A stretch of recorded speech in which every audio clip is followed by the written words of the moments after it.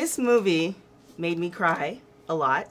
When you guys watched the final product, did you have the same effect? Like, I mean, when I saw it in a small screening environment, just with a few actors, and it was sort of like the producer, well, maybe managers, people of that nature.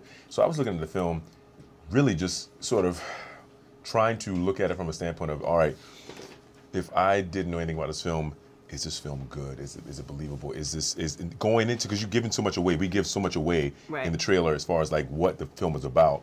Now that that's the case, do you still go on the journey, and do you still care, and are you still riveted, and are you still at the edge of your seat? And that's what I was hoping to find to be the case, and I thought it achieved all of that. Like, it was like, you know, yeah, because that's the key.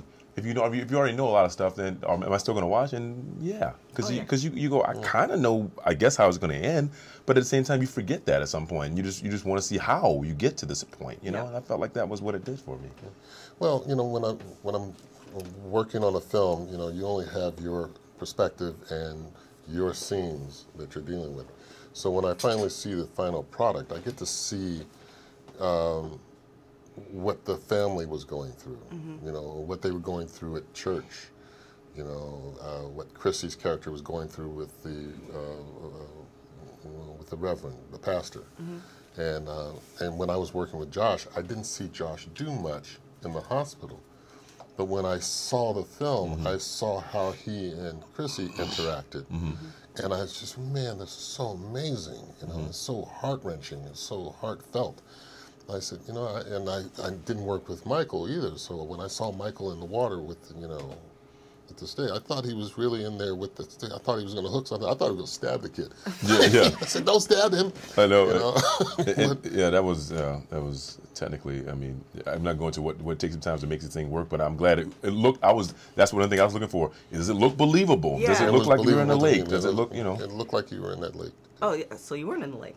Oh, I wasn't supposed to say that on camera. Stop recording. Let's go back again. Yes, I was in the lake. It was so cold, and I barely made it out alive. That's why he's Luke Cage. That's why. So with the movie, what one part stuck out to you as far as, you know, if you're going to describe it to somebody? Everybody was represented. All parts, all points of view, all ideology was there, from a scientist perspective to the first responder perspective to the loving, caring mother perspective to the slightly not as invested father perspective, in the sense of like, is this going to work out, to the peripheral of the chief, who's like just, you know, sort of saw it from a distance, to the classmates who are all sort of cheering for John to make a recovery. Right. To, you know, to even the guy who saw him in the lake and called the 911. I mean, everybody sort of has a part to play. Certain things will happen. You know, your third eye will open up. You know, something will open up in you, and something will probably happen that'll make you more of a believer. One last question. So you guys both have very great voices. Oh, I thought you were going to say something else, but go ahead. If you could choose between two, you have an option of two things: either be the voice of God in a movie, or do an audiobook for the Bible. Which one would you do? I think you got to go voice of God.